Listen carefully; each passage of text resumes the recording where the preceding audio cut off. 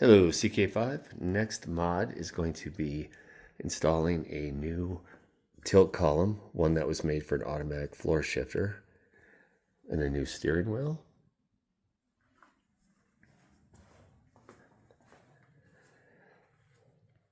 It's the new tilt column.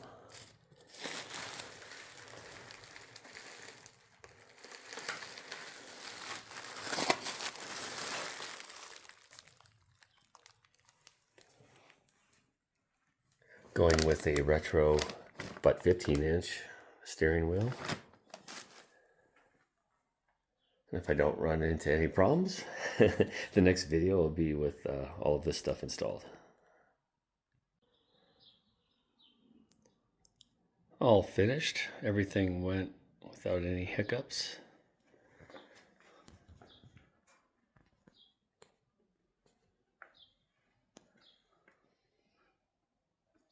Everything works.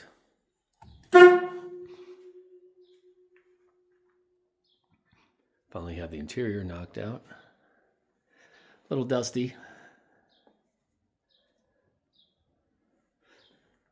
Next up, I need to get some kind of roll cage or roll bar at least in here.